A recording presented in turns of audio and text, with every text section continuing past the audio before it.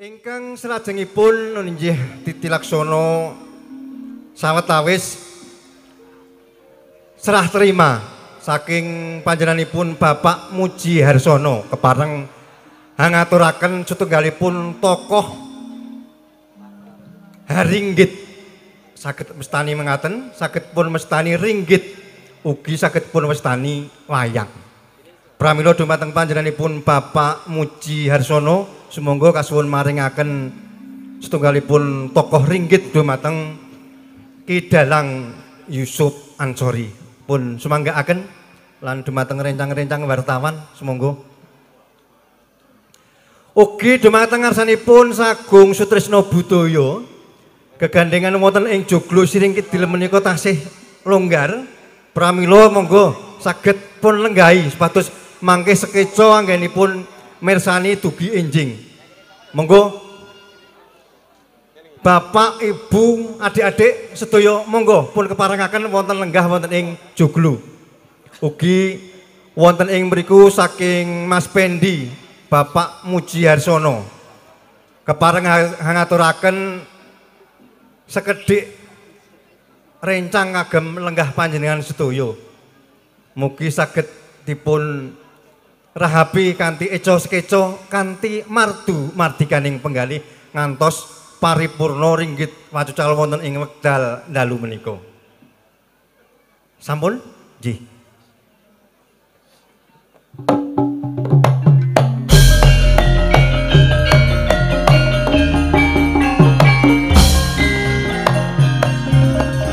Matur nuwun Bapak Muji. Nyuwun dongaipun dhateng sedaya para lenggah, nyuwun pangajab bebering ringgit wacucal wonten ing wekdal menika wiwit purwa madya ngantos usana benjang-enjang saged lumampah kanthi lancar niring sambikala. Kagem Bapak Ibu ingkang wonten ing dalu menika boten saged rawuh, boten saged mirsani wontenipun pasugatan ringgit wacucal wonten ing wekdal dalu menika, saged mirsani wonten live streaming wonten ing FB channel. Sepisan malih wonten ing FB channel. Saking para lenggah ingkang satu kinamatan, sumangga pun sekecakaken anggenipun sami lelenggahan sinambi amriksani ringgit wacucal wonten ing wekdal dalu menika wontene Bapak Ibu ingkang tasih lenggah wonten ing sawetan panggung, sumangga pun sekecakaken. Ugi wonten ing dalu menika mangke wonten bintang tamu. Nggih saking Mbak Elisa saha Ki Gareng. Kula ingkang ndherekaken lampah ingkang dicara wonten ing wekdal dalu menika sepisan malih pinanggih tata basa ingkang kirang jubrana. Nun inggih kirangipun seserepan basa tuwin sastra. Mila saking menika wakanthi andhap asring manah sepisan malih nyuwun lumuturing sih samudra panasami. Pramila saking kula cekap semanten sesarengan monggo sesarengan kita tutup kanthi maos kula dherekaken. Alhamdulillahirabbil alamin. Sugeng ngamirsani kanthi lelampahan wahyu katentreman. Saking kula cekap semanten, bila taufik wal hidayah. Assalamualaikum warahmatullahi wabarakatuh. Sugeng ngamirsani.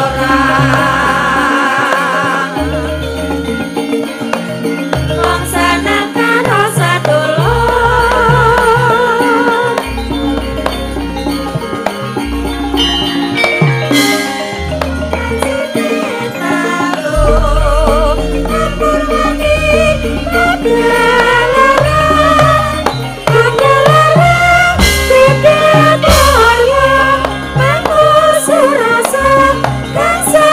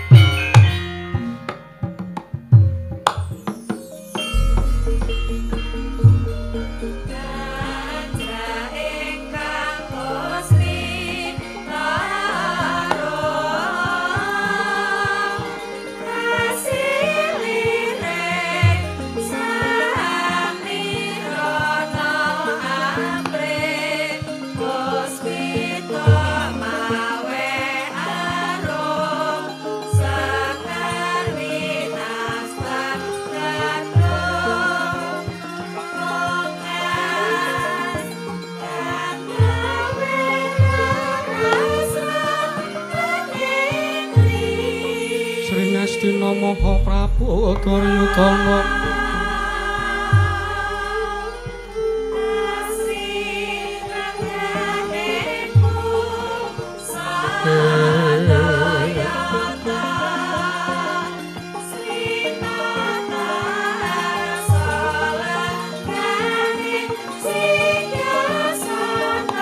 Marining sumraku utara keng kapareng alunan ngandika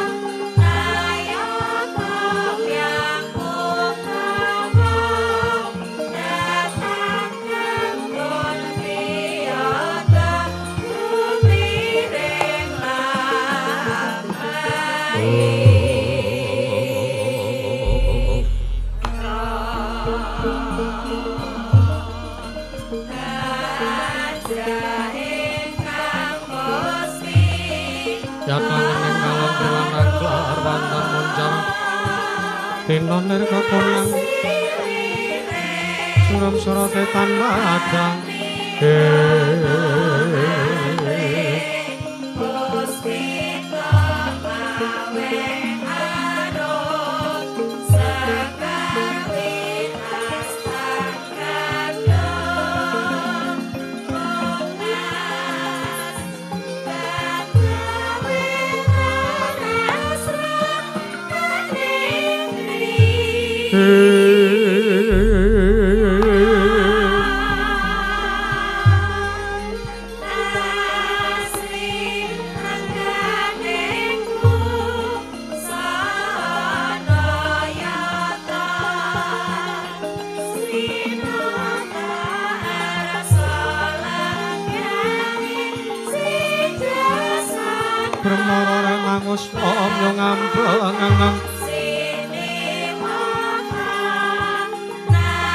Pati karnane kaswase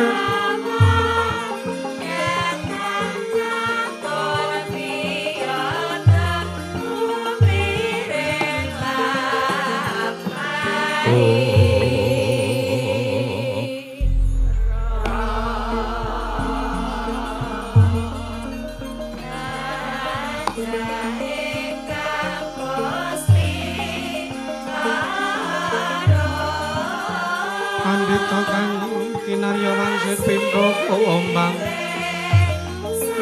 pindha kombang angkat saping tawang susu angin kang tinggone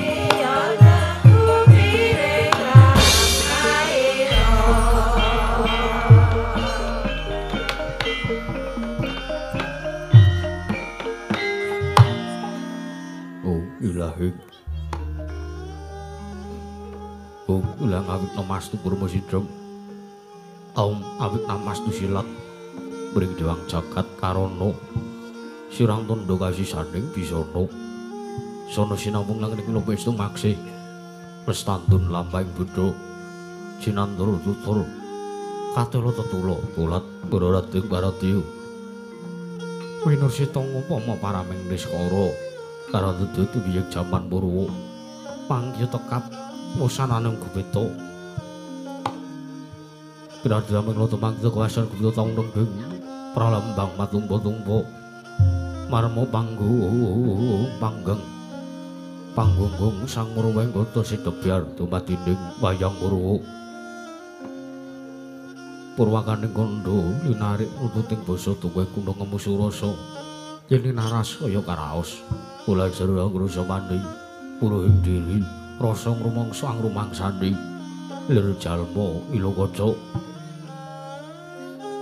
jareh wis akup ceng carita bejo wis gumelar jroning pagliran ya iku jane miksani pagelaran inggit purwa Surya Candra Darum yang Kartika wis kinur putrateng kawasa Sahira Drang Gedri Bawon Purwanteking Dosina Gilir Gumanti teman dadi wetanganing dina sasi warsi windu kang sarta abad tetunglan pangkar tumangkar kaya sini rambun kaya jawapating ngrembyak dadi padhang kutu-kutu alang atoga burono yang burono dadi pranan tanpa wijalan padhang tramangan sinai sang Hyang Retnawi ingkang arsa merbawani jagat munggung jagat wetan tumunggung-munggung munggung kalingan pukrabang merangkah lamun gangsaya ndila-ndila to bumi saya tanggu sebelum sang Hyang Arka katon sama belakanan ngabang esmu jenar kapurbawan sinari sang Hyang Basanta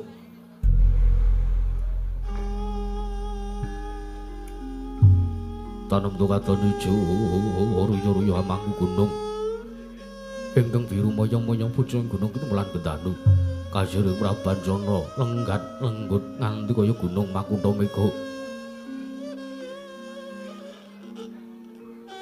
tanpa tawis dangusa laing kawula dasih dene rasa ngopi buka karo Tegal Sawahi anglu silur tatanem dote sinambi sesindenan mikul garu lukune anggiring raja kayane sawane ana pirembagan samara wangi Sang Hyang Arka dangusa inggil wis katon melok sinaring jagat ringge papat lor kidul tan kulon sinaring jagat kang samyat bodyata rebut ijo rebut kukuwung Parandiri datan wonten ing madani kekungging praja negari ing Astina ya negari Gajahaya yang Liman Benawi yang Kuru Janggala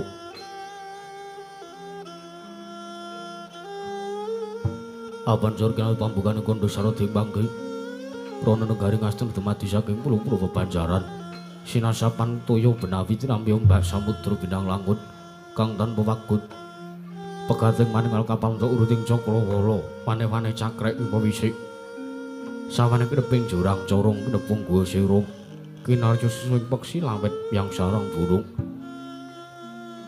wonten ugi pasisir antar sasana jembar kebeganing pasir gumelar garis pinggir tanem tuhang rembuyuk royo-royo karang kitri rewe-reweron klopo bumi subur pasiten mawur satengah nandur pangkar tumangkar kaburian dadi gunung-gunung bebanjengan nang rangsang langit lenggak lenggok lambai tuwin mijil saking sendang bening tirtani iline pinara para mlengit nampi wadhuk bendung-bendung kinarya ing sawah yang pategalaning nara kesma mokal panguling tanah bewasana bumi sajengkang selo sedaya nandra kang mrekapi pandhem dari silang gelar pasabinan Nyaya Rukmisari kang pinangka Pratiwi pategalan koplo ijeng kang ngerbi kudungane ambiyek wae nganti kaya manglung-manglung winetane pala kependhem pala kesimpar pala gumantung sadetan kuciwa jinawi dukulan kang maweh kesarasaning diri ingon-ingon raja kaya itu iwen sansaya anggrembuka lamun siang aglaring bangunan lamun manci sarap surya samya mulih marang kandange dewi-dewi tatan ana calane kandhang agung Nanjing Malang labet tebih saking tindak Dursana Cudi samya saihyak saeka kapti akari luhuring nusa bangsa tuwin negari ing Astina ana ngimbangi gunung Agung Reksa Lestari runtung munrun rah tumerah sadu dadi guru-guru karing lungguhan langkung-langkung lamun tinalite sampun samya sameting sesanggeman saben tebih saking tindak sinansaya wedha wirudwanane muman sinamatan daya dinayan suwi-suwi mapan sating sesibahan kang pinuji temah mawujud manunggaling cipta rasa karo sambabar karya kenging binasake nalika semono garing Astina lagi manjing marang jaman kucana panjang munjung pasir pawukir roh jinawi kemah ripah kartototota raharja dasarnya guru kang gedhe bori padhang jagat dhuwur kusut turta adukun carane turta kasusuring manca praja lah sinenta wau ingkang asta pusaraning adil bangsa negari Ngastina wenang Raden ucap Madasa namani Sanata Dasa 10 namung semestani jejuluk Sanata Prabu Duryudana ya Sanata Prabu Jaka Witana ya Sang Prabu Suyudana ya Sang Kurawendra Ya sang Dastora Strat Mojo, ya Risang Gendari Suto, ya sang Tripamangsah, ya sang Gurupati, Nalindra pepakuning bumi, lenggah sinawa wonten sak madaning Damar Kencana, ora montor-montor sipating Bathara Yaya, dewaning kasugiyan Sang Hyang Bathara Wirwang Wijamantah, binayang bayang sang janing Pura Hapsara Hapsari, kawis tinggal manggung tanggung Joko paloro-loro, samya ngampilu pancaring keprabon, banyak dalang harda walika sawunggaling Kidang Kencana. Dan manggonten ugi lenggah kan utuh tungguling praja negari yang Astina memasang jaring para kadang nujung mini sepuh anenggi lenggah wonten sak pempekenaning sang nata nenggih pandhita klyang kabur kanginan pandhita enggal katon nenggih sang Begawan Dewantaka ya sang Dewa Buddha lenggah wonten sak pempekenaning sang Prabu Duryudana nalika semana Kanjeng ugi katingal pisawanipun Pelenggai Pempaten Negari ing Astina nenggih Sang Rikyanapati Hari Sengguni ya Arya Suman ya Raden Trigantal Pating Plasa Jenar Kajana nujung negari Astina Pandhitang saka lima Sang Tampa Gandurna nedya lenggah rawuh wonten samadaning pasewakan agung negari Astina mengeraken penggalahipun pilenggahipun nata ing Mandura Sang Prabu Baladewa ya Sang Prabu Balarama ya sang Kakrasana Wanting Pinto Wasi Jaladara Sang Prabu Baladewa mengkaraken penggalahipun Satranja Dipati panenggah Pandhawa nggih Sang Raden Arya Werkudara datan kantun sang panengah Pandhawa nggih Sang Raden Arjuna ya Raden Janaka pangono-pangono Citalendriya sangya para kawula samya gandeng masisiran jejel riyel rapet pepet bibit prasasatato pandenggul datan Pasela labet sekathing mursi boing jawi ambudak gendira rontek umbul-umbul kegiterangan danu nyayeng munding mangsa labuh payung megar mendhe jamur barat ing bangsa rendeng tumbahing ngrangkap kaya jati ngarani bangsa katiga panandhine ketingal tidhem jinem madaning pasewakan negari ing Astina nadan godhoan datan ing ngobah samirana datan wampah kapiyarsa mangsa ananing Pradangga miwa pangling paranggana Sigra murwani pangandikan dadu kumbang wijining pandika Sang Prabu Duryudana ingkang dereng kababaring lisan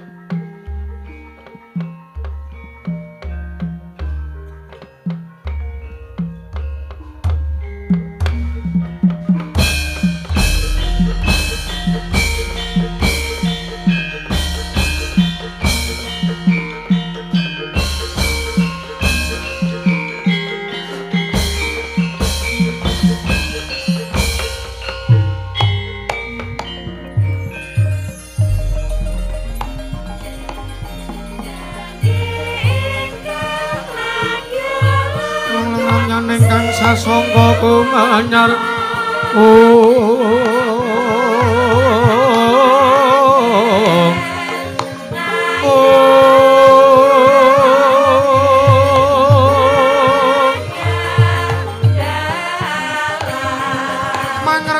ning muri mangkin tanpa siring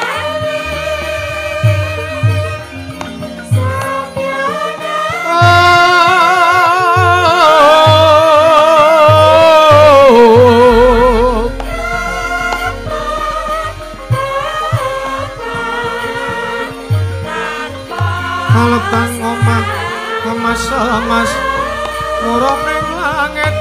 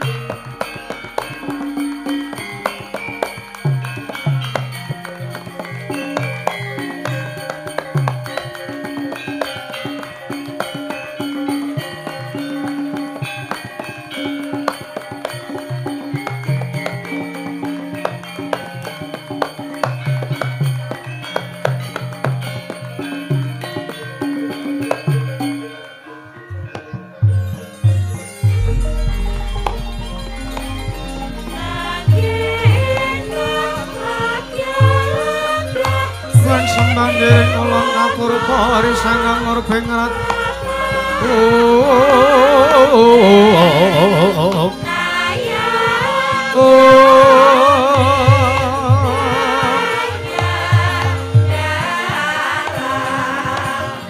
mring sanane kang mringkanan sing kasih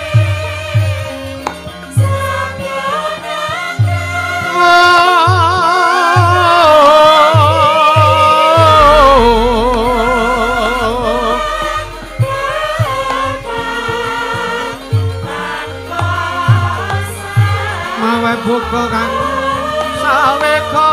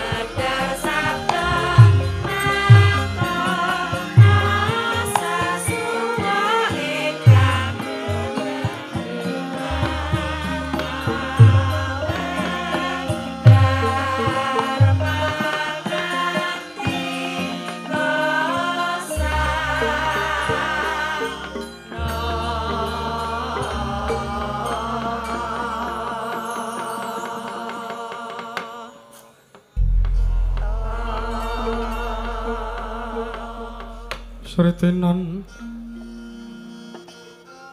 neng pasewakan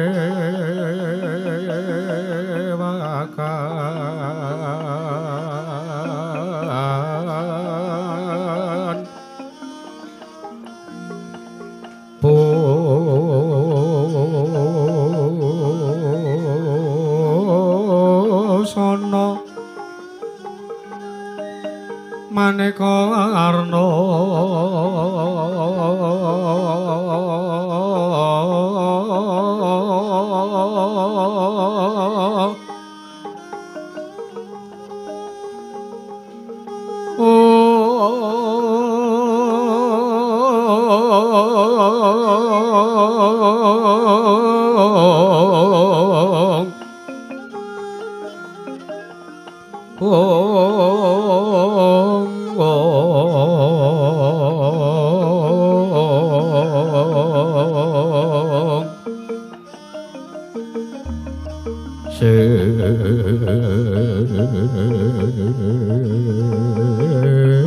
Pak Puspiteng Udyono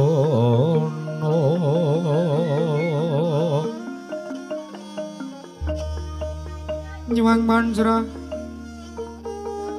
sarwarokma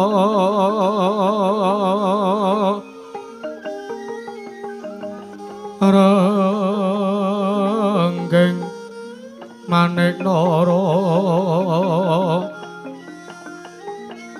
narawata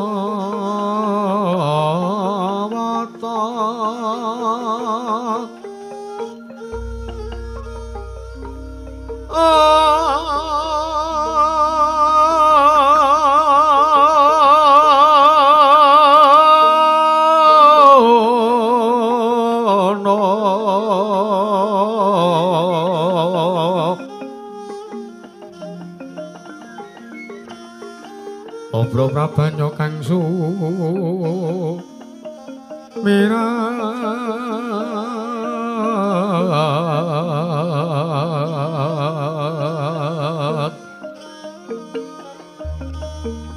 kenyaring deca leliwaran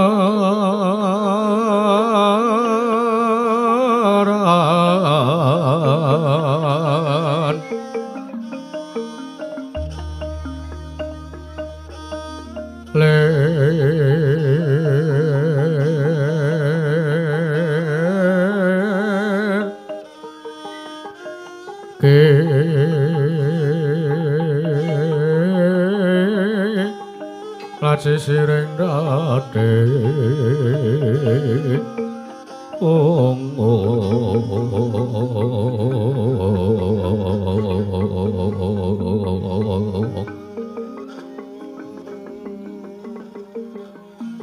Wimbo kakandha amre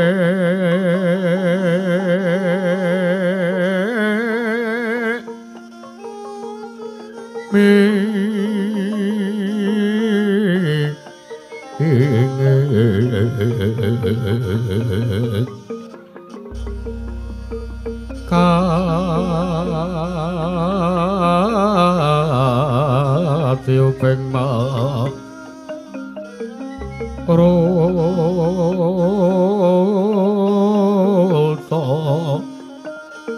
Mando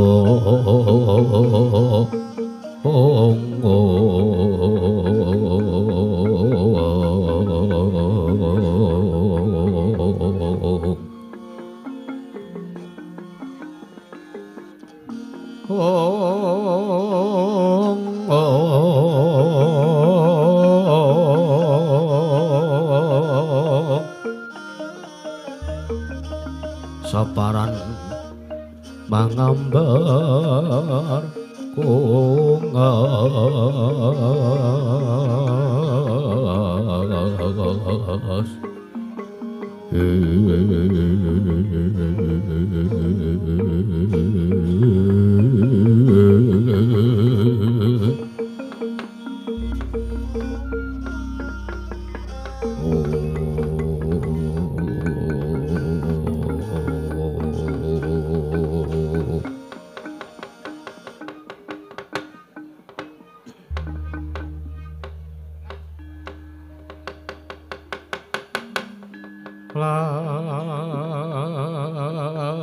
lamun sira anggeguru kaki amilya manungsa kang nyata ingkang becik martabate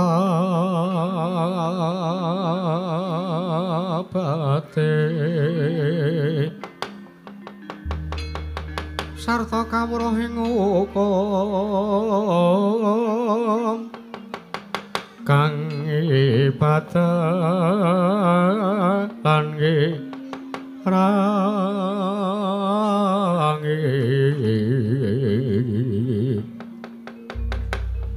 syukur oleh wong tapa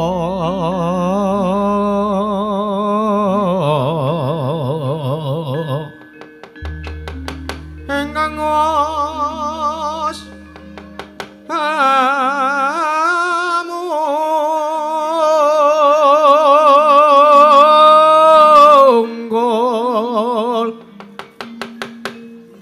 Sampun mikir pawehing liyan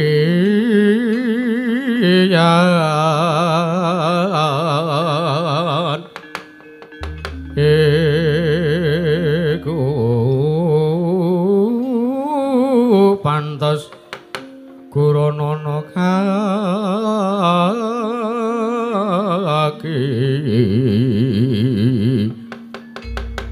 sartane kawruhana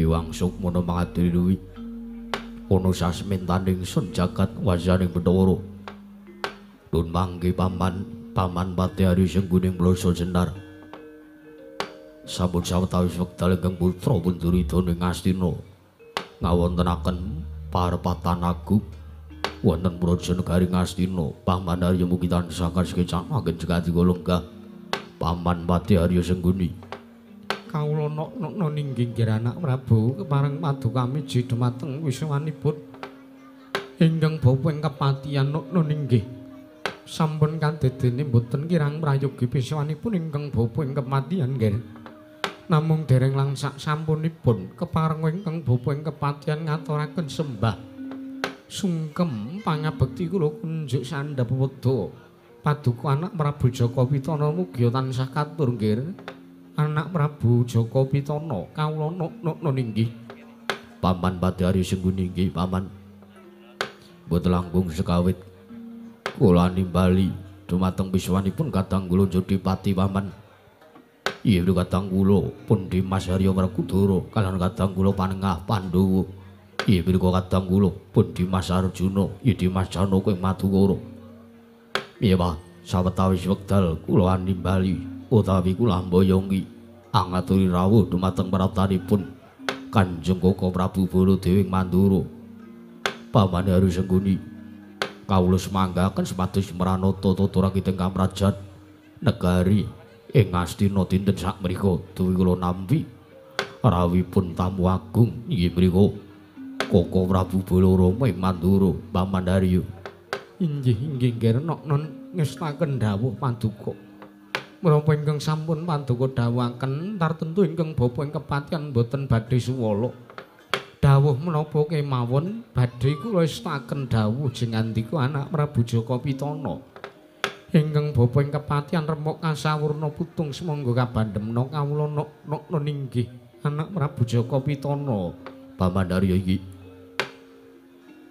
dun mangke Koko Prabu Baladewa Koko Prabu Balarama sarawuh paduka Koko Prabu Baladewa wonten Praja Negari ing Astina mugi tansah manggih karaharjan so manggih kawilujengan rawuh jengandika wonten Praja Negari Astina menika Koko Prabu Baladewa jagat pangestu Kurawayah tur jagat Pandendra Jaladewagu tur manggih Yayi Prabu Jaka Pitana kalono inggih keparang pangestu paduka Yayi Prabu Jaka Pitana nimbali dumateng wiswanipun ingkang raka ing Mandura dinten sakmenika.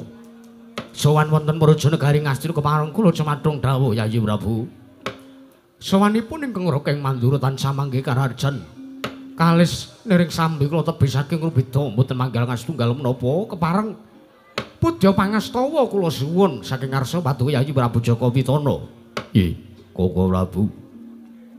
Pudya pangastawa tuwin asung pasegan porokrami mugi kunjuk wonten ngarsa paduka. Nggih, Yayi. Sampun ingkang raka ing Mandura tampi akare bombong jas manahipun ingkang raka ing Mandura. Mboten langkung salam taklimipun ingkang raka ing Mandura mugi tansah katur kunjung wonten ngarsanipun paduka Yayi Prabu Jaka Pitana ing Astina. Yayi Prabu Duryudana. Nggih. Koko Prabu iki damel bombong jas manahipun ingkang rayi ing Astina. Boten langkung kaskecana lenggah jengandika Kanjeng Koko Prabu Baladewa ing Mandura wonten Praja Negari Ngastina mriku. Koko Prabu, nggih, Yayi, sampun boten kirang prayogi. Bisuwanipun ingkang Raka ing Mandura dinten sakmenika. Yayi Prabu Jaka Pitana. Wah, astaka swala sila bertapa sumorante hawela. Kula nuwun mangke anak Prabu. Anak Prabu Baladewa ing Mandura. Sarawuh sing ngandika anak Prabu Baladewa, anak Prabu Balarama wonten Praja Negari Ngastina ingkang bapa ing saka lima ngaturaken kararjan saha kasugengan. Mugi katur anak Prabu. Bapa Mandura iki boten manggalangan setunggal menapa mangestu paduka bapa baning saka lima sowan kula mangke kararjan tebih saking Rubeda. Kepareng kula ngaturaken salam taklim kula mugi kunjuk. Oh, iki anak Prabu Baladewa inggih. Boten langkung kula damel bombong. Manahipun ingkang bapa ing saka lima nggih anak Prabu. Nggih, bapa rupane nggih. Kaskecaken. Nggih. Sampun boten kirang prayogi piswanipun. Ingkang putra ing Mandura, bapa Bandurna. Wah.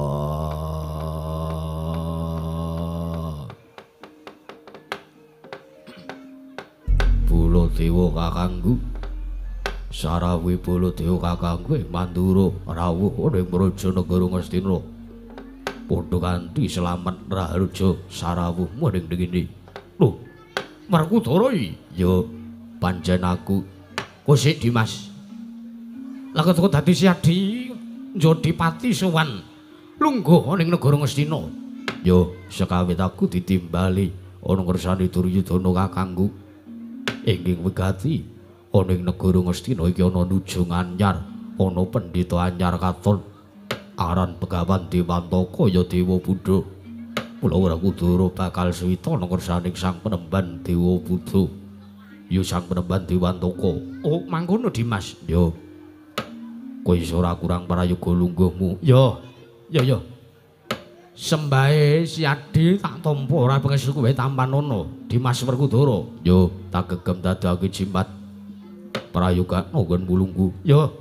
Kaya wis ora kurang kepenak. Praptanipun Kakang ning Praja Negara Ngastina nggonipun Kakang ditimbali sowan nyaket ana ngersani Yayi Prabu Jaka Pitana Dimas Werkudara.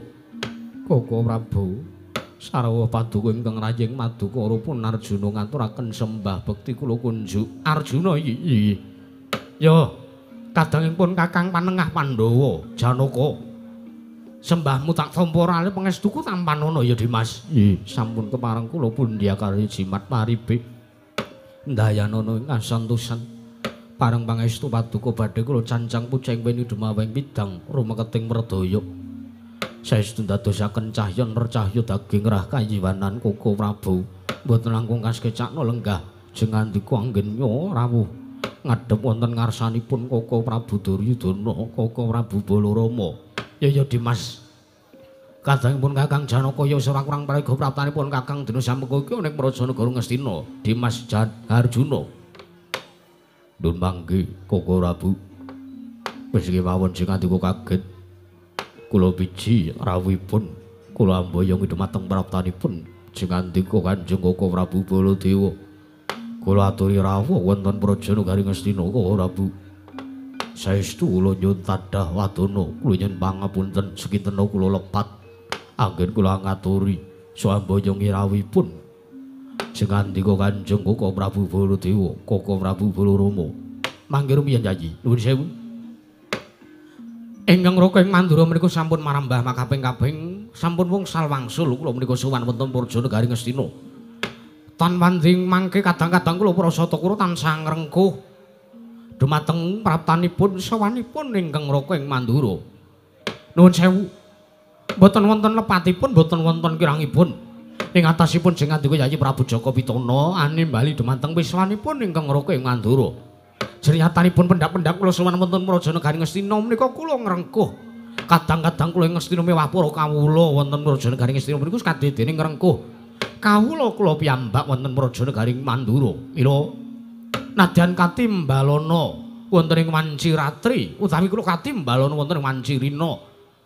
Tartantu ingkang Raka ing Mandura mboten badhe selak kula kedah ngugemi dhumateng kewajibanipun ingkang Raka ing Mandura anggen kudipun timbali sowan wonten ngarsanipun paduka Yayi Prabu Jaka Pitana Yayi Prabu Duryudana.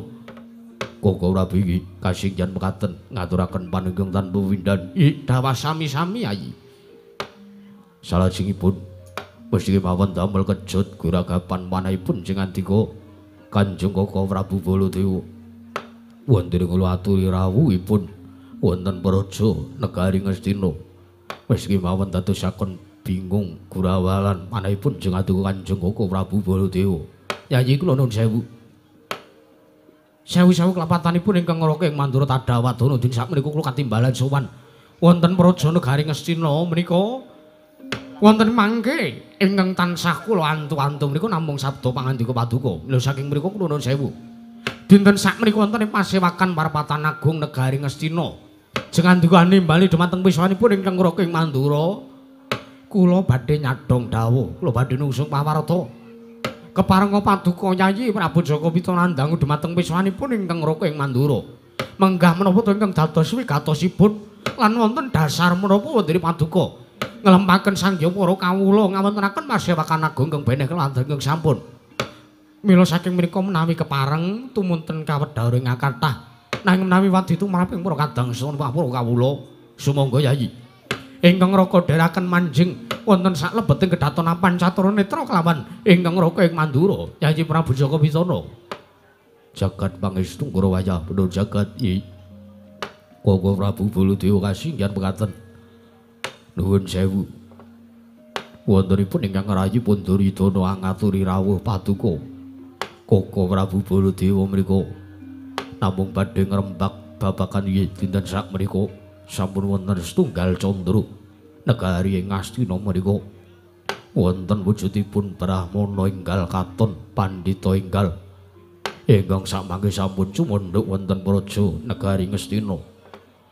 Inggih mriku mboten sanes kejawi ingkang lenggah wonten sak peperipun ingkang rayi. Inggih mriku Begawan Dewantaka, inggih Begawan Dewa Buddha.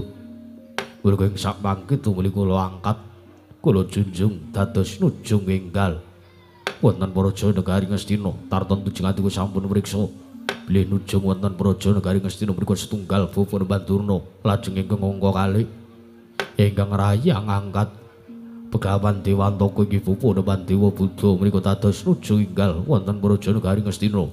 Mekaten menggaturipun ingkang putra Koko Prabu. Nuwun sewu Yayi. Nuwun sewu.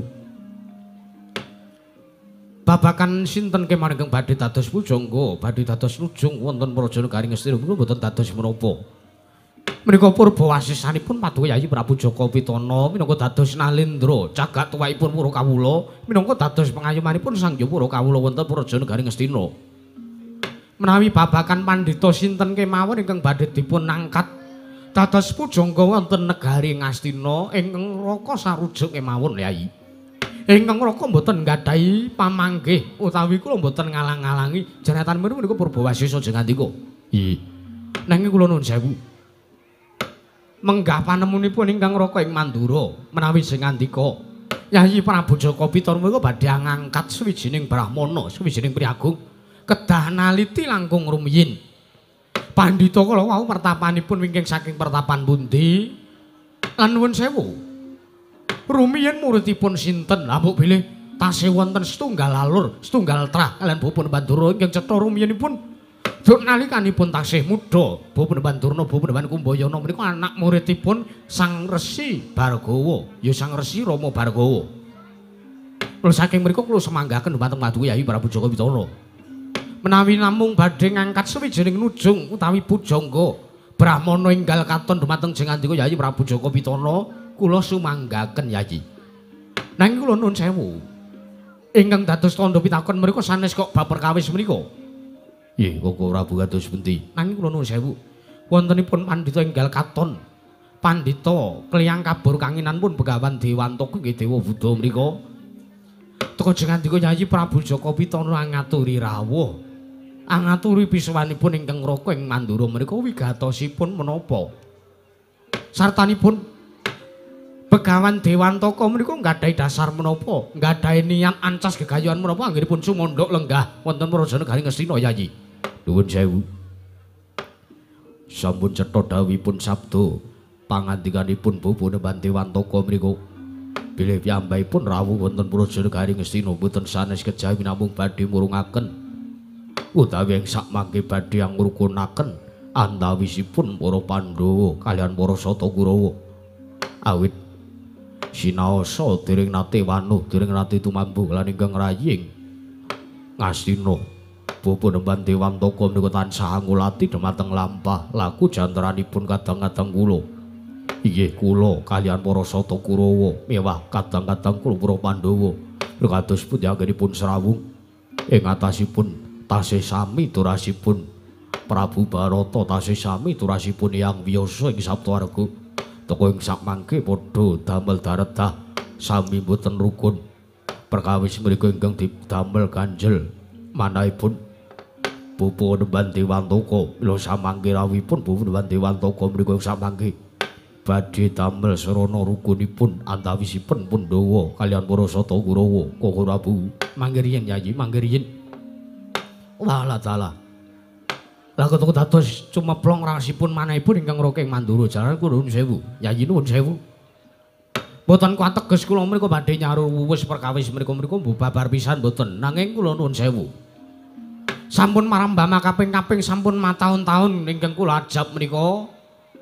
Pasrawungan antawisipun kadang-kadang kula para Sata Kurawa kaliyan kadang-kadang kula ngamarta inggih menika para Pandhawa menika kapan to bisa rukun. Langkung-langkung wonten mriki sampun wonten brahmana utawi pandhita ingkang keduga sagah damel sarana rukunipun para Pandhawa. Ih, Koko Prabu mekaten. Kula remen sanget Yayi, kula remen sanget. Awit wonten mriki ugi sampun lenggah inggih menika kadang kula Jodipati. Malah mangke pengangkah kula kadang-kadang kula para Pandhawa menika kersa cumandhuk wonten Praja Negari Ngastina. Menika mboten dadosaken perkawis. Menika mboten dadosaken perkawis. Negari Ngamarta utawi negari Ngastina karengko kadidene negari Ngamarta piyambak dhumateng kadang-kadang kula para Pandhawa kula mboten badhe nyaruwus perkawis menika. Ingkang baku wah sing rembak kula matur kula mriku sarujuk kula bombong kula remen Yayi Prabu. Wontenipun Sang Begawan Dewantaka nggih kepengin ngrukunaken Pandhawa kaliyan para Sata Kurawa. Mekaten Koko Prabu. Nanging kula nuwun sewu. Menawi babakan menawi miturut atur pangandikanipun Bapak Nemban Dewantaka anggenipun badhe ngrukunaken damel tentrem antawisipun Pandhawa kaliyan para Sata Kurawa menika sak mangke wonten syarat-syarananipun. Lho, mangke rumiyin. Syarat-syarananipun menapa Yayi? Menika kedah murungaken perang gedhe ingkang winastan perang gedhe Bratayuda Jaya Pinangun. Menika ing samangke kedah dipun wurungaken awit miturutipun Bapak Nemban Dewantaka perang gedhe Bratayuda Jaya Pinangun menika ingkang dados sarana daredah antawisipun Pandhawa kaliyan para Sata Kurawa saken boten rukun.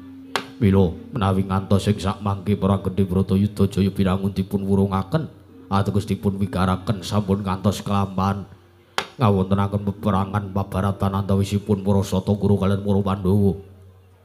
Berusaha mangke badhe damel sarana tentrem lan rukun antawisipun para Pandhawa lan Kurawa. Koko Prabu jagat pangestu karo ayah Prabu jagat Patendra Jaya Dewaku. Nuwun sewu Yayi.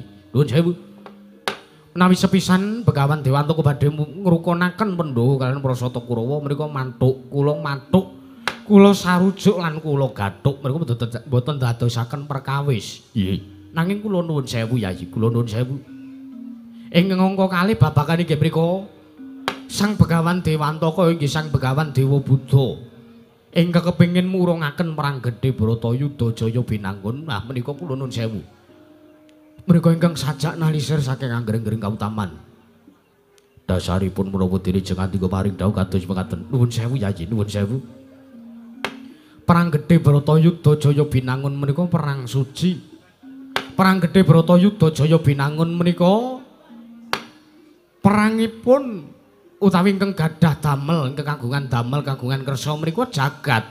Perang gedhe Bratayuda Jaya Pinangun menika gawene jagat menika sampun kudrat pinesti. Wonten tulisan kudrat takdir antawisipun Pandhawa kaliyan para Sata Kurawa. Mila menika taunana windanana mboten saged dipun wurungaken. Paripaksa perang gedhe Bratayuda Jaya Pinangun menika kedah dipun leksanani. Paperangan menika kedah dipun lampahi dening kadang-kadang kula para Pandhawa kaliyan para Sata Kurawa. Nanging menawi bab sabda pangandikanipun Bapak Nemban Dewantaka kados mekaten. Yayi kula nuwun sewu. Koko Prabu kados pundi? Menapa kula dipun keparengaken kula badhe sak pejagong kaliyan pun sang Begawan nggih sang penemban Dewantaka nggih sang penemban Dewa Buddha mriku. Yi kula sumanggaken kemawon Bubu Dewan. Ana dawuhmu apa anak Prabu? Koko Prabu Baladewa ngersaken sak pejagong kelawan panjenengan. Iya, sak banjure kersane anak Prabu Jaka Pitana kepiye? Kula aturi majeng anggenipun rawuh. Kula aturi nyaket wonten ngarsanipun Koko Prabu Baladewa. Bu Bremban. Oh iya. Yen to wis keparengake aku tak kepareng arep maju sowanku ya ngger anak Prabu. Kula sumanggaken Bu Bremban Dewan Loko. Anjreng Kang Puspita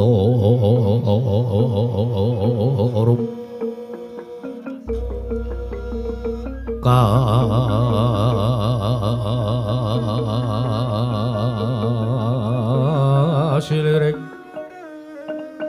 Samirana mbrek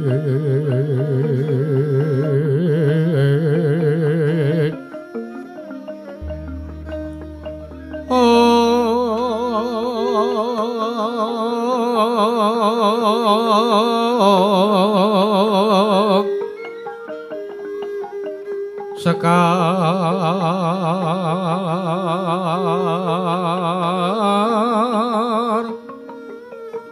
kadong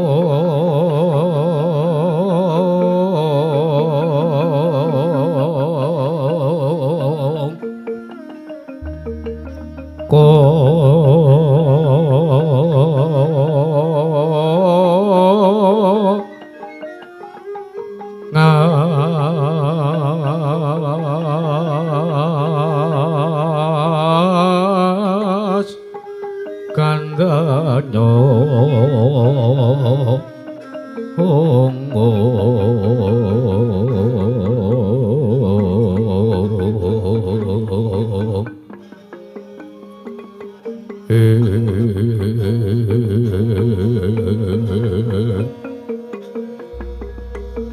maweh raras retnaning griya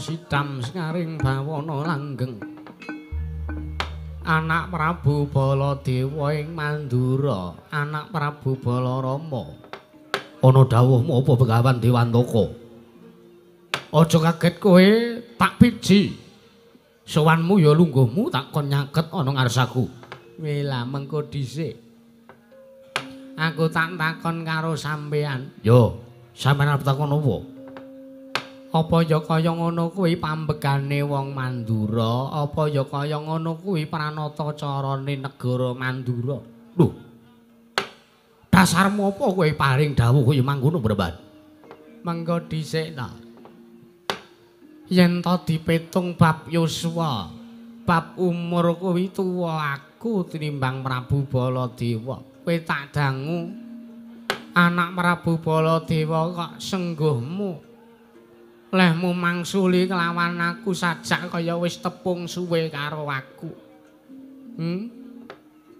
Ning atase kowe iki tinemune taruna kowe kudu mbasani. Sartane kudu ngabekti kelawan werda. Aku iki werda kowe taruna kowe ngabektenana ngajenana kelawan aku. Jernyatane kepiye wae aku iki lungguh ning negara Ngastina iki aku sing disepuhke. Aku sing dituwake dianggep dadi pujangga ana ing praja negara Ngastina. Apa ya kaya ngono kuwi trajangane nata Mandura sartane apa ya pancen kaya ngono kuwi. Kawula Mandura yen to karo ratune dhewe. Lho, kusik Begawan. Kusik Bremban. Sik. Lah kok dadi kowe nyendhu kelawan ature Prabu Baladewa iki mengko dhisik. Aku ora basa kelawan sampeyan kuwi mergo ana jalarane, ana dasare. Dasarmu apa, Gusti?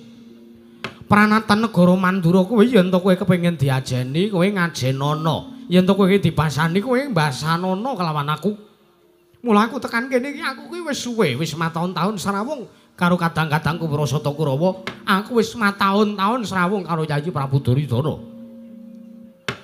Tur nuwun sewu, pratamu tekamu ning Prajanagara Ngastina kuwi lagi wae, lak durung suwe. Tur yen tak sawang seka grigating paningalmu kowe iki pandhita ingkang lagi wae madeg Brahmana.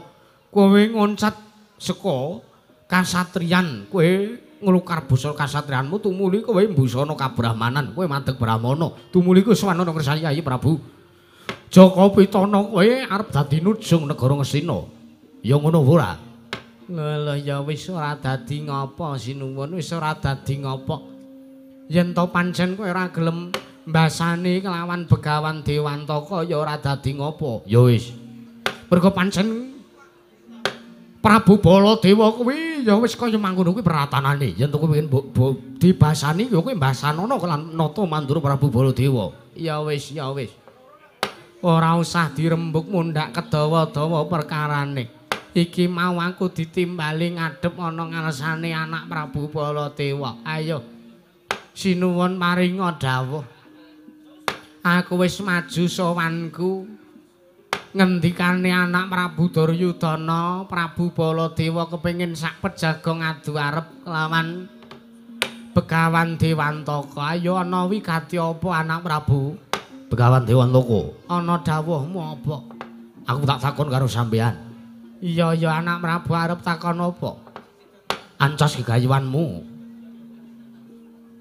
Ngrukunake para Pandhawa lan Kurawa kuwi dasare apa? Ya men rukun wae. Apa ya enek ceritane ngendi ana mataun-taun karo sedulure dhewe kok padha ora rukun. Sijine entuk kanugrahan sing sijine meri apa ya kaya ngono kuwi memper. Aku tak takon genti karo sampean. Kowe arep takon apa?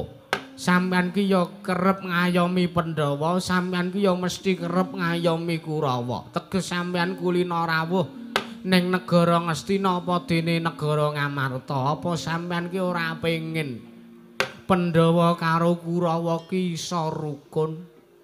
Apa sampean ora pengin Pandhawa karo Kurawa iso tentrem kahanane, padha ora daredah, padha ora cecongkrahan ananing momat sinamatan daya dinayan? Apa sampean ora pengin kaya ngono kuwi? Lho. Yen to Pandhawa lan Kurawa rukun aku seneng wae, aku mathuk wae. Ning siji sing dadi abot penggalian nata Mandura ki siji. Mau ngendikane Yayi Prabu Duryudana, jarene Begawan Dewantaka arep ngurungake perang gedhe Bratayuda. Apa kuwi pancen nyata? Lho ngene anak Prabu ngene.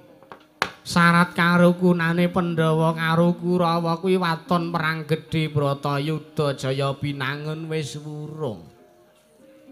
Mangka nuwun sewu. Perang gedhe Bratayuda Jaya Binangun ki rak kejem. Perang gedhe Bratayuda Jaya Binangun kuwi perkara sing wengis. Sebab ora wurung yen to nganti kelakon perang gedhe Bratayuda Jaya Binangun mesti eneng kono akeh kawula Ngastina apa dene Ngamarta ingkang padha ora mangerteni kenthang kimpuling lelakon pojok plereting kahanan padha kesempyoke ngaradan. Wong-wong sing ora duweni dosa mesti padha tekaning pati. Tur ya mesti akeh prajurit-prajurit sing padha babak kulite, padha putung balunge, padha ninggal kelawan kulawarganing mung merga perang gedhe Bratayuda Jaya Binangun. Kamangka sing melu perang gedhe Bratayuda Jaya Binangun kuwi wong-wong sing padha ora duwe dosa. Apa sampean ya mentala nyawang kanan sing kaya ngono kuwi? Apa sampean mentala? Sampean takon bayangke kanan perang gedhe Bratayuda Jaya Binangun. Sampean nyumurupana kawula-kawula kae sing padha ora duwe dosa. Apa sampean mentala yen to perang gedhe Bratayuda Jaya Binangun kelakon sing dadi kurbane para kawula Ngastina lan Ngamarta dadi kurban mung merga ngrebut negara. Monggo nuwun sewu, kawula kabeh kae kawula cilik ki ora dikeparengake cawe-cawe melu perkawis kaprajan, ora dikeparengake melu-melu perkara rembug ning kraton. Apa ya bakale kelakon perang kraton siji lan kraton loro kelakon sing dadi korbane para kawula. Kuwi padha karo kawula ki wis ngetahi nyamane kanggo nguripi para pejabat-pejabat priagung-priagung sing lungguh ning negara Ngastina apa dene Ngamarta. Apa ya tegel sampeyan anak Prabu? Apa ya wis pancen sampean ki ora duweni ati sing resik, ora duwe ati sing apik, ora iso nyawang kanane para kawula. Sik, Penemban, sik. Ana perkara sing kudu tak benerke. Perkara apa? Sik to. Kok sampeyan arep ngurungke perang gedhe Bratayuda Jaya Binangun ki coba nuwun sewu. Perang gedhe Bratayuda Jaya Binangun kuwi sing duwe gawe dewa, sing duwe gawe jagat. Mongko perang gedhe Bratayuda Jaya Binangun kuwi kudu kok perang wengis, perang kejem, perang ampyak awur-awur. Sing mbok kandhake kuwi dudu. Perang gedhe Bratayuda Jaya Binangun kuwi perang sing nganggo pranatan, ora kok sak geleme dhewe. Ora kok perang sing mung butuh mateni siji lan sijine. Ora kok teges perang sing butuh mateni prajurit siji lan prajurit sijine. Kuwi babar pisan ora. Ning rak padha wae. Mesti neng kono ana korban, mesti neng kono nuwuhke korban. Mbuh kawula Ngamarta, mbuh kawula Ngastina mesti bakal dadi korbaning perang gedhe Bratayuda. Saiki aku tak takon. Kowe arep takon apa? Negara Ngastina karo negara Ngamarta, Kurawa karo Pandhawa ora rukun, kuwi ana sababe apa ora? Lho. Yen to miturut aku ana sababe. Mungguhmu piye sababe? Sababe ya dasare kuwi mergo nalikane ngrebut negara Ngastina nalika semana Yayi Prabu Kurupati wis diparingi kalungguhan minangka adipati ana ning negara Ngastina. Kamangka pestine sinuwun Prabu Pandhudewanata nalika semana lamun to negara Ngastina, lamun to para Pandhawa wis ndungkap dewasa negara Ngastina kudu dibalekke marang panguwasane para Pandhawa. Kuwi rak mung crita. Sampeyan ora ngerti kasunyatane. Sampeyan mung nampa crita jarene karo jarene. Iki sing wis buntas kawruhe. Pendhita Kleyang kabur kanginan kendang kebaraten wis ta saiki nuwun sewu timbang kedawa-dawa kahanane. Negara Ngamarta kuwi duwe pujangga loro. Siji Ratu Ireng Cemani, loro pamonge Pandhawa sing jeneng Semar Badranaya. Kuwi menungsa loro kuwi ingkang tansah benthik-benthike antarane Pandhawa karo Kurawa. Menungsa loro kuwi sing gawe dardah, gawe srana ora rukune Pandhawa karo Kurawa. Mula wong loro kuwi kudu disirnake, wong loro kuwi kudu digawe patine, dimen rukun Pandhawa lan Kurawa anak Prabu Baladewa.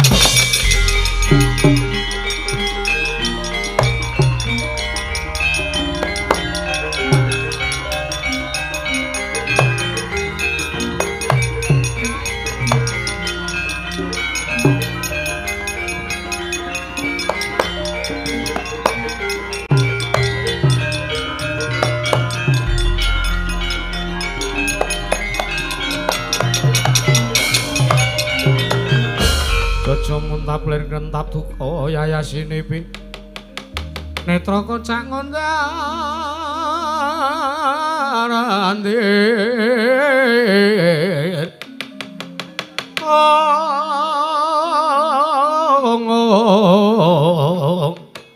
hidup nyomang ulon cokro adeni roambarana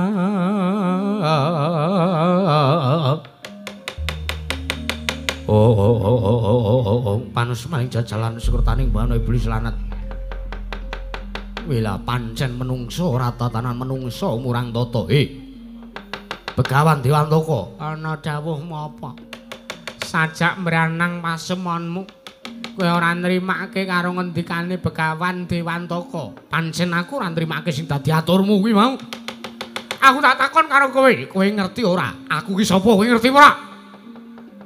Ayo kowe iki sapa? Kok takon karo aku. Sampean kuwi Nata Mandura Prabu Baladewa. Nata Mandura Prabu Baladewa kuwi sapa? Nata Mandura Prabu Baladewa kuwi sapa aku tak takon karo kowe. Ayo Ratu Mandura ki piye to ki wong ki? Anak Prabu Duryudana. Wonten dawuh. Sampeyan ki jane ndek kadang ki waras napa ora? Lah kok takon awake dhewe radong. Prabu Baladewa ki kadang werdane Yayi Prabu Kresna. Kowe ngrasani adikku?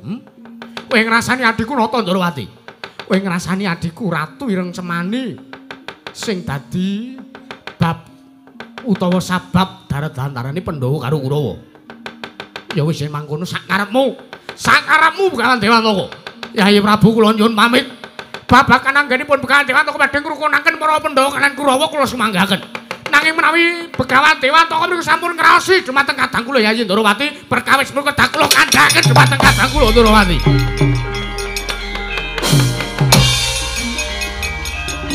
Lah wong ngene.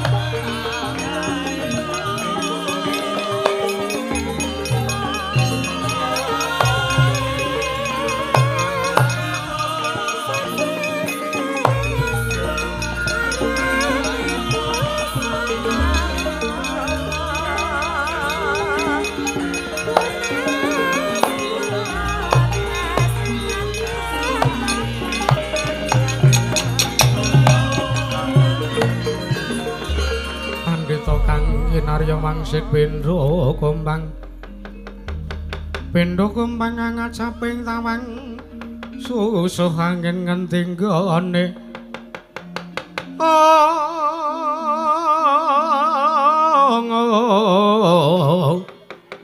susuh angin ngenting gone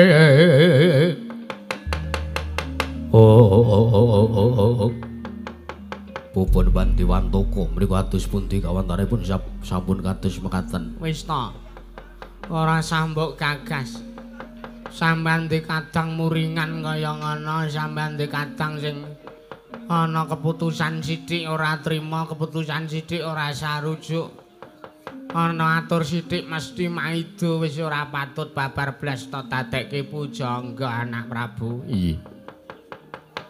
Wong perang gedhe Bratayuda Jaya Binangun kuwi sing digawe Pandhawa karo Kurawa kuwi perkarane wong Astina karo wong Amarta.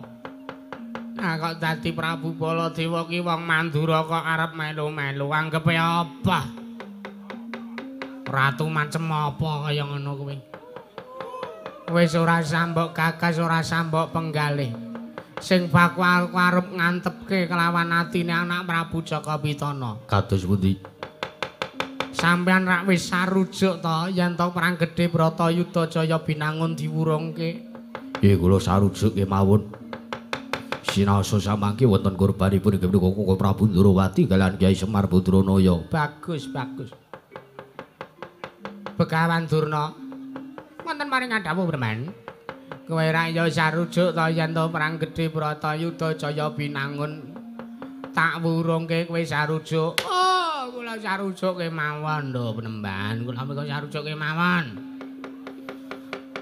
Babagan perkawisipun samangke badhe manggi kawonten kados pundi kula menika namung manut, kula menika namung nderek. Kula menika sedika ngestaken dawuh kemawon. Sinaos wonten korbanipun inggih menika anak Prabu Ndrawati kaliyan Semar Badranaya. Mboten napa-napa, Semar menika wong kere. Ora mboten badhe mempengaruhi dumateng para Pandhawa kaliyan para Sata Kurawa. Mangkono Begawan Durna. Nggih, nggih, kula sarujuk, kula sampun mathuk.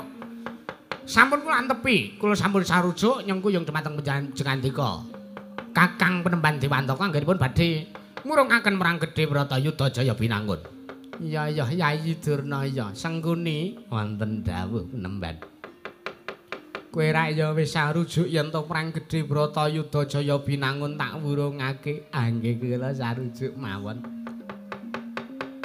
Malahane Kurawa mboten ketayalan nglakoni peperangan Pandhawa ugi mboten ketayalan mati mungsuh para sata Kurawa. Ha iya. Raden Werkudara, ana dawuhmu hawa. Dewantaku bapakku. Raya wis sarujuk yen to perang gedhe Bratayuda Jaya binangun tak wurungke. Aku sarujuk, aku mantep, satane aku mathuk. Wah, gunane apa cecongran? Gunane apa?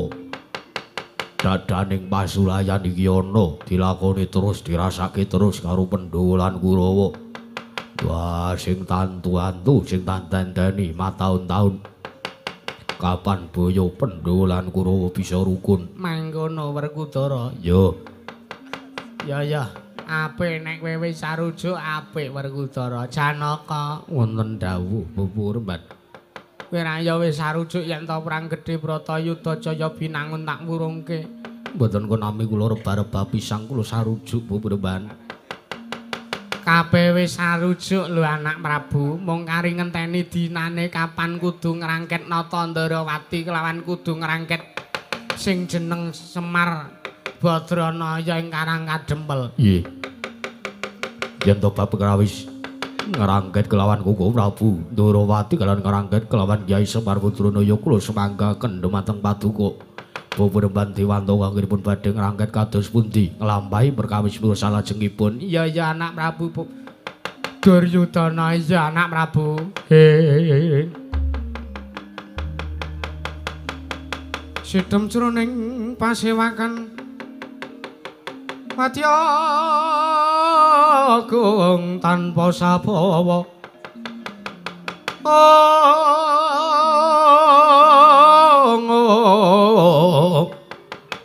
Kapraban dening Sang Nalendra Tama.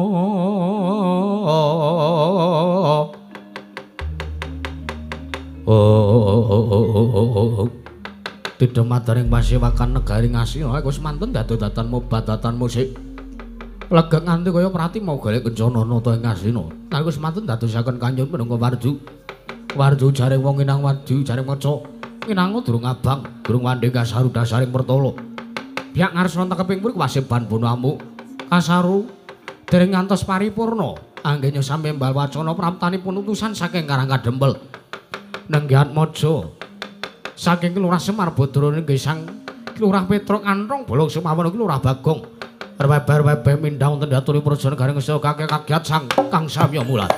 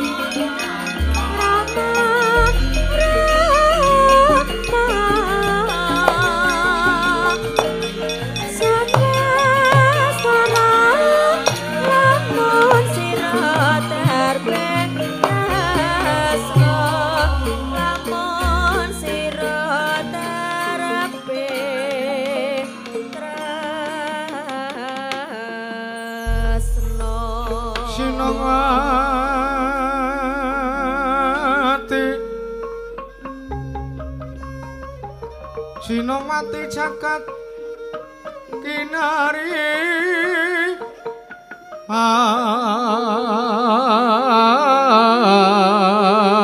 among mbak lumembak ombak ing samudra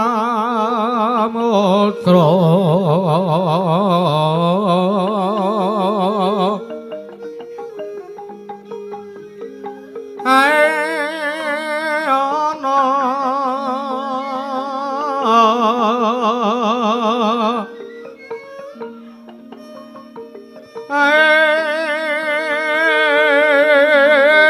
ana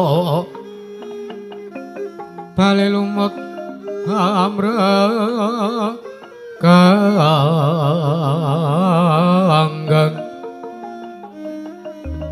awita denceng-dencengan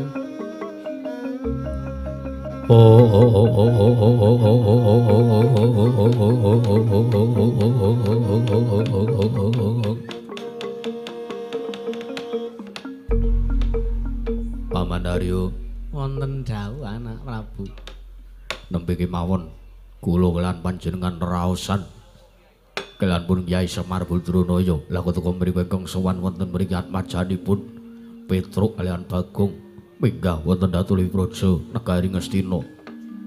Lah kutuk marani sunduk.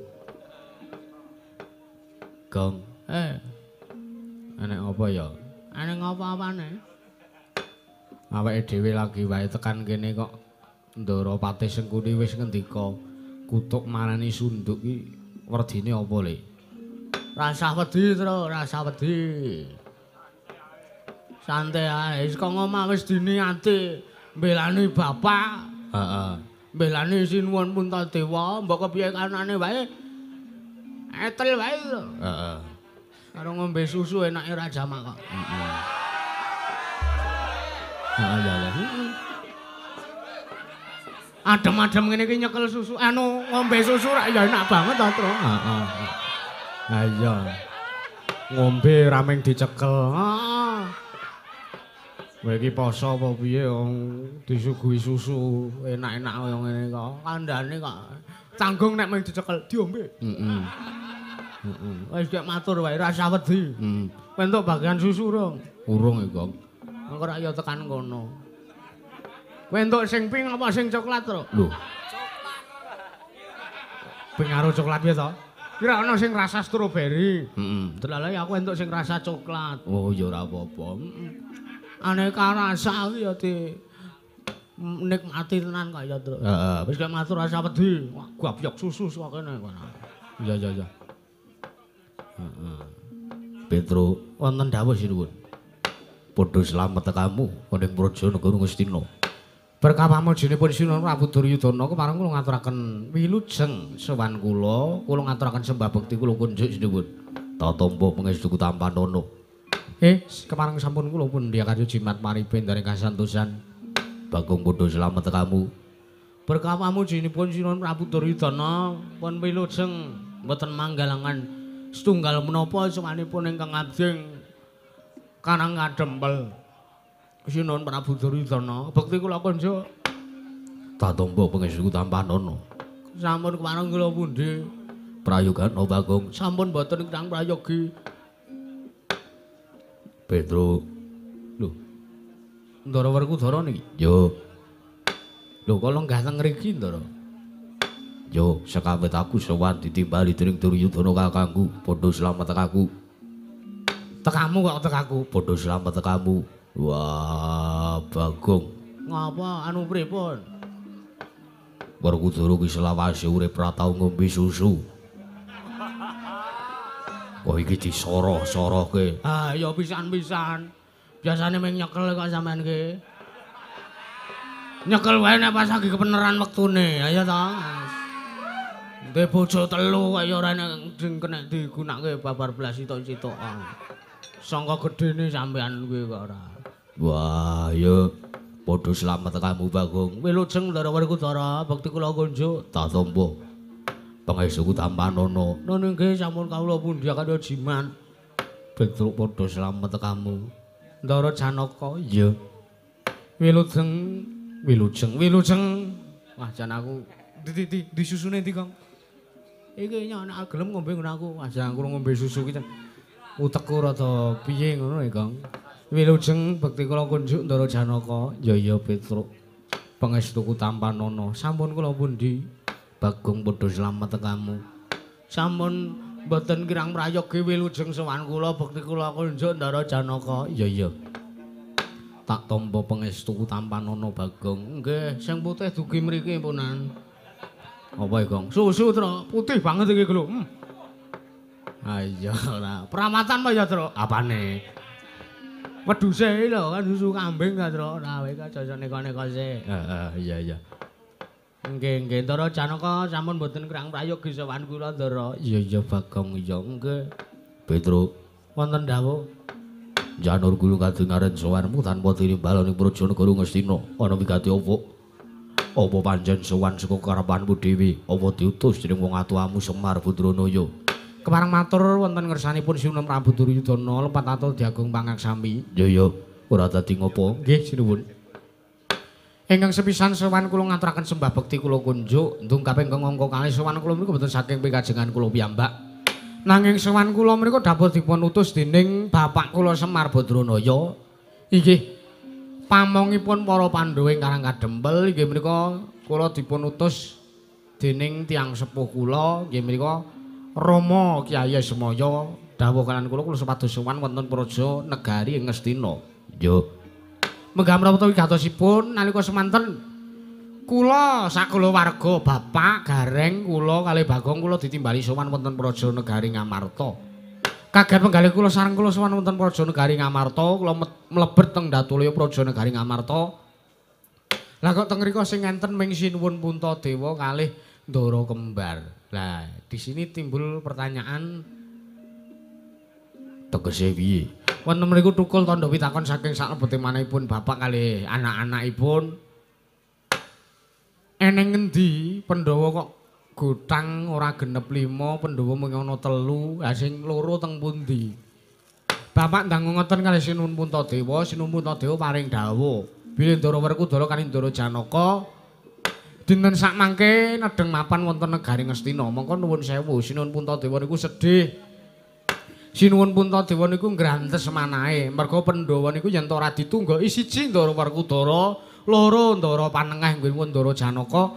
Pandhawa mriku prasasat pepes bayu kang tapis mboten nggadhahi daya kekiyatan menapa-menapa. Pramila kula nuwun sewu.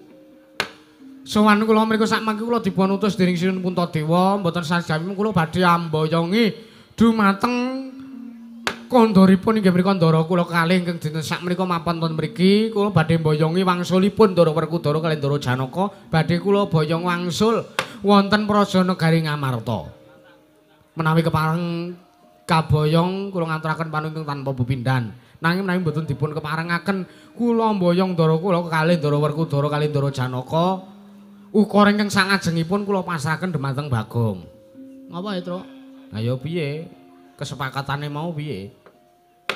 Nek Ndara Werkudara karo Ndara Janaka diparingake kondur, matur nuwun. Nek ora piye? Ya nek ora ya nuwun sewu sinuwun. Kula aturi jaga jagang sing jero, batang sing kandel, rawe-rawe rantas malang-malang putung. Dikaya ngapa kanane taunana windanana nek kula dereng wangsul wonten praja negari Ngamarta kok mboten nganti kalian Ndara kula kekalih mati teng negari Ngastina kula wujude Ndara. Mekaten atur kula. Pun sumangga samangke kados punjakenipun badhe menggalih napa diparingake napa mboten kula nyuwun dawuhipun sing cetha. Tudu poin mawon anggen kula matur merga niki kula buru-buru. Selak kawontenan negari Ngamarta menika geger. Sebab yen niku wau panenggak Pandhawa kali panengah Pandhawa nek mboten lenggah teng negara Ngamarta niku kanane getir, kanane werit, kanane wingit Ndara. Sinuwun Prabu Duryudana kula aturi menggalih. Puwurwan ana dawuhmu apa anak Prabu? Wonten setunggal perkawis malih. Wela. Negara Ngastina iki lagi wae nganake pasewakan kok perkarane werna-werna. Piye anak Prabu piye? Mriku Punakawan Petruk lan Punakawan Bagong kepengin amboyong dhumateng wangsulipun kadang kula panenggak kalian kadang kula panenggah Pandhawa. Aku wae sing tak maju anak Prabu.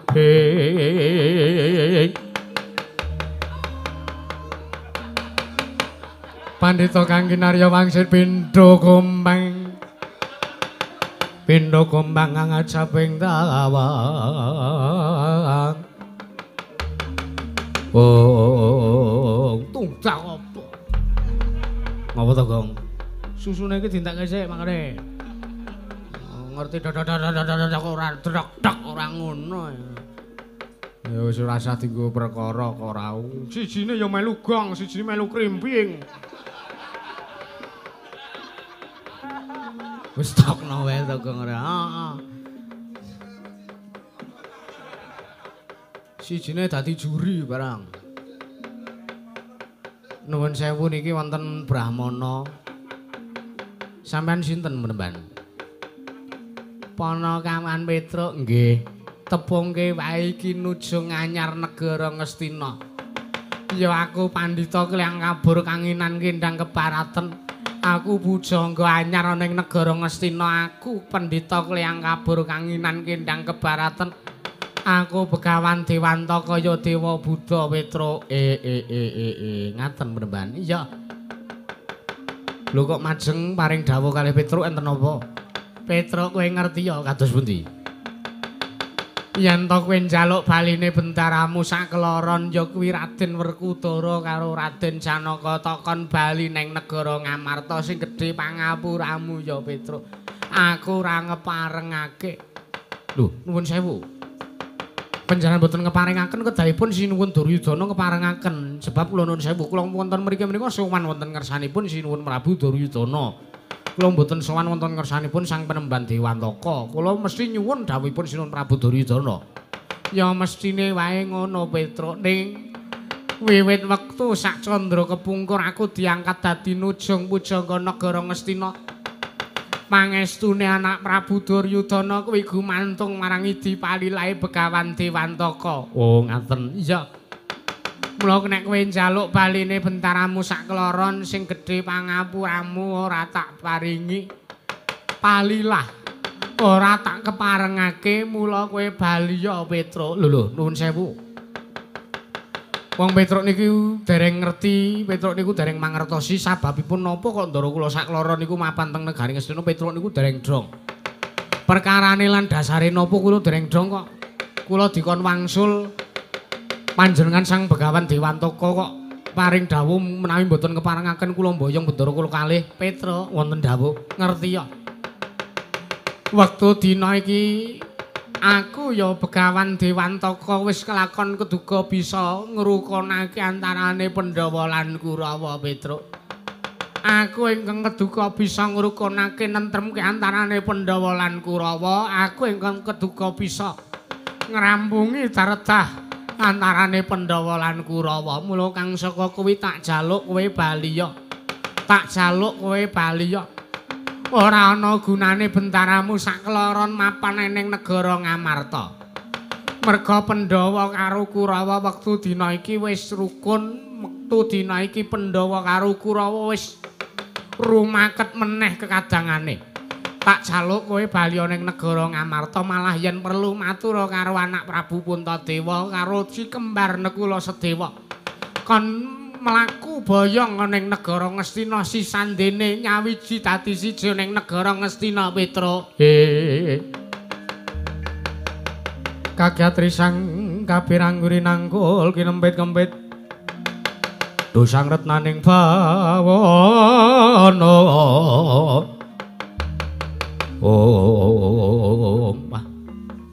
Nuwun sewu nemben.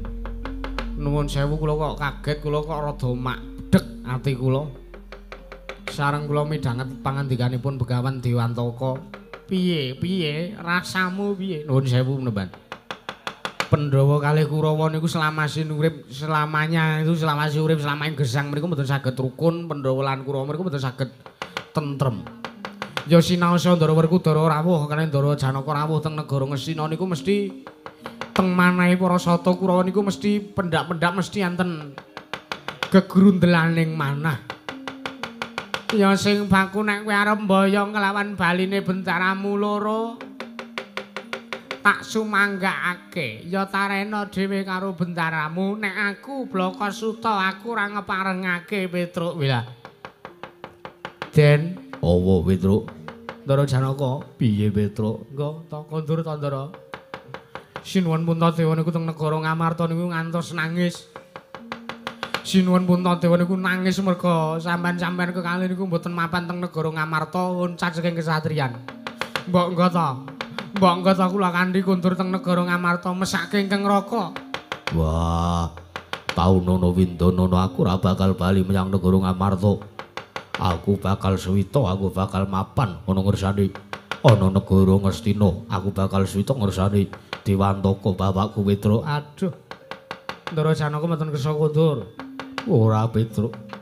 Paunono Windonono aku bakal mapan ning praja negara Ngastina Petruk. Kowe ayo. Nek pancen kowe arep mboyongi karo bentaramu sakloron tak sumanggakake. Ning ngature bentaramu sakloron wae wis ora sarujuk ora gelem yen to diboyong ning negara Ngamarta. Malah kowe tak menehi dawuh ya Petruk. Kowe tak menehi dawuh. Iki mau Pandhawa karo Kurawa wis rukun.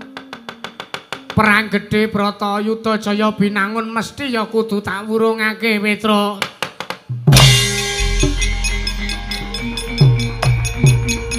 Mundur.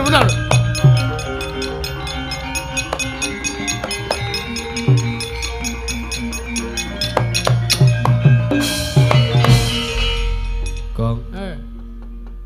Kok maju to le? Menengo wae. MC-ne aku. Oh iya. Lungguh kono penak kowe. Ha. Kuwi susuku ra diombe lho kowe. Wah. Aku ngelak Gong, aku ngorong aku entuk wedang Iki 2 gelas mbok tak ombene siji. Ya wis kono sing kiwa, aja sing tengen. Sing tengen wis tak ombe kuwi wis tilakku. Heeh. Sing kiwa wae. Sing gelas gedhe apa cilik? Sing cilik lho sing kiwa. Gedhe sisih ngono kok. Ngawur ora jenengane. Iki ana wong matane kaya ndok ceplok. Matamu kowe. Sampeyan sapa, Mbah? Aku Begawan Dewantaka. Lah Begawan Dewantaka, pendhita anyar kowe. Iya. Pendhita anyar ning gapitmu ora kepeneran ya kowe. Mengentuk gapit turahan kowe. Lah aja sak geleme dhewe ngembe kelawan Begawan Dewantaka. Ayo, apa-apamu kono kawan. Kowe iki mengkere-kere kok kowe arep mboyong nglawan bentaramu sakloron. Dudu kok kuwi perkarane penemban. Oke, ora masalah, ora dadake perkara. Yen to bendaraku loro ki ora kersa, ora kesdu, ora pok keparengake tak boyong ning negara Ngamarta. Ning siji sing dadi atine Bagong runtik. Sing dadake atine Bagong rumangsa nek. Apa ya, Tru? Ambo. Gawe leh mung rakit ukara piye? Wah, kok ya lali to ya. Sing gawe Bagong atine ora mathuk siji. Apa? Sampeyan arep ngrukunke Pandhawa karo Sata Kurawa kuwi wis sip, kuwi wis bener. Pancen kuwi sing tak jangka. Pandhawa karo Kurawa kapan iso rukun? Kurawa kuwi nek tekan negara Ngamarta mesti pendak-pendak gawe geger. Kurawa nek tekan negara Ngamarta mesti pendak-pendak gawe kahanan sing ora prayoga. Kuwi sing tak jangka Pandhawa Kurawa rukun. Ning siji perkara sing gawe ora trima atine Bagong, sampeyan arep murungke perang gedhe Bratayuda Jaya Binangun, sampeyan arep murungke perang gedhe Bratayuda. Ki sing gawe ora trima atine Bagong iki. Wilah. Aku tak takon karo kowe apa kowe tegel, apa kowe mentala nyawang kahanane para kawula. Sing padha ora duweni dosa ora mangerteni kentang kimuling lakon pojok plereting kanan kesempyoke ngaradan perang gedhe Bratayuda. Dudu kok kuwi, Mbah. Sing dijangkahi dudu kok kuwi. Sing dijangkahi dudu kok patine kawula sing padha ora paham-paham masalah kuwi ora. Ning perang gedhe Bratayuda Jaya Binangun kuwi gawene dewa. kuwi wis pesining kodrat. Gusti iki wis nulis ana ing Lauhul Mahfuz antarane Pandhawa lan Kurawa ora bakal bisa rukun lan antarane Pandhawa lan Kurawa besok lamun titi wayaning mangsa kala kudu nglakoni perang gedhe Bratayuda Jaya Binangun. Kuwi wis ditulis ning tulisan kodrat takdir. Apa, Tru? Mbok, awe aku ora tau ngaji ya, Gong. Wah. Payah wae tak jakne ya ming mendonong tok. Kowe wis ora iso diselaki, kowe ora iso diowahi peneman. Nek kok sampean nek arep murungke perang gedhe Bratayuda jajal tak takon, sampean ngerti werdine perang gedhe Bratayuda Jaya Binangun ora? Perang Bratayuda enek pira sampean dong ora? Enek pira? Kapirang dadi pirang periode? Pirang macem? Yen ta miturutmu ana pira? Ana 3. 1 perang gedhe Bratayuda, 2 perang Bratayuda, 3 Baratayuda. Kuwi beda-beda kabeh. Perang Bratayuda, Brata kuwi teges laku, Yuda kuwi wis ngarani perang sing nganggo laku.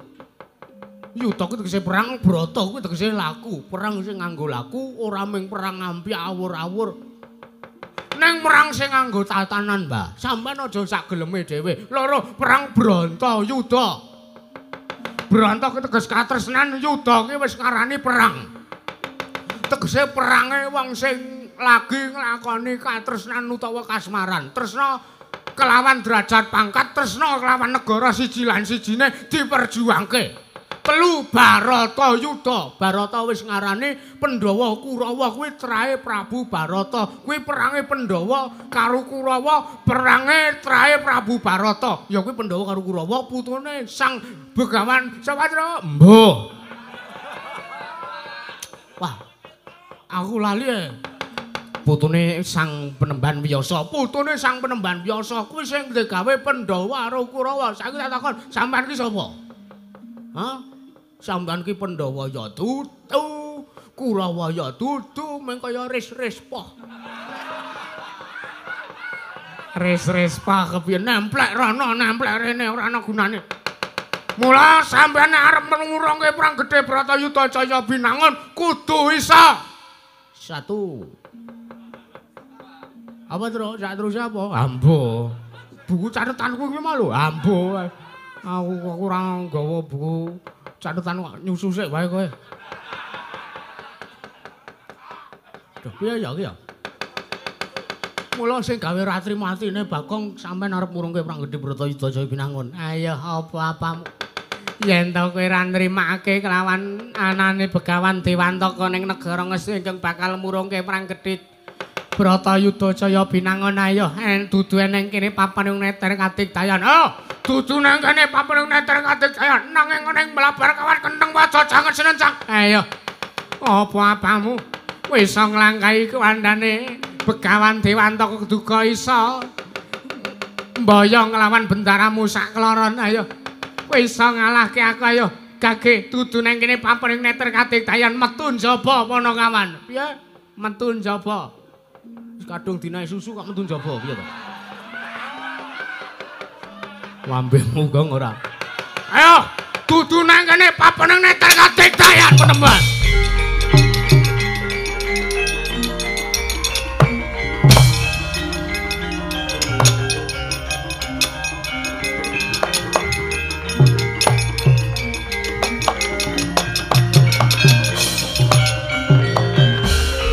Gong Begawan Dewantaka bablas metu kowe bali mlebu. Kaya pendhita keclok. Lho. Keclok piye ta? Ora ngerti akal pikir, ora ngerti trik. Lho. Trik piye ta? Aku jane wedi arep ngadepi kamu, Tru. Lah piye? Wah, kerise gede banget ya. Keris cara Bali ya kamu. Kono mlayu aku mlayu tak tutke ning burine enek cagakku mung gondelan cagak. Tak muter bali rene. Wah kok iso bedengan ora lho Gong ora. Ayo. Anggepe apa ayo Sinuwun Prabu Duryudana ki ya ora apal. Ndara Werkudara, Ndara Janaka ki ya ora apal. Sampeyan ki ditimbali rene ki mung arep dikrenah cintrakane kadang-kadange sampeyan. Wah, Bagong. Kowe wis wani karo Dewantaka bapakku kudu wani ngadepi aku. Apa-apamu klontosi teng alun-alun negara Ngastina. Ayo tra metu. Ayo.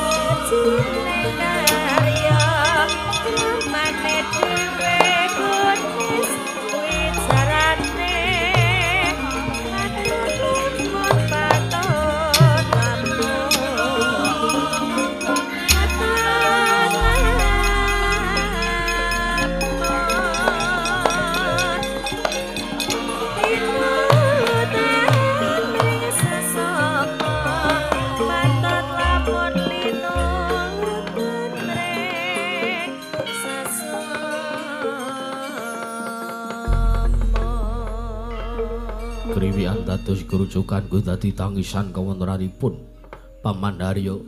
Kanjengipun nggih. Anjir nyatanipun Panakawan Petruk kalian Bagong menika pancen estu pendak-pendak sowan Nalindra mesti damel pancakara. Nggih. Sampun.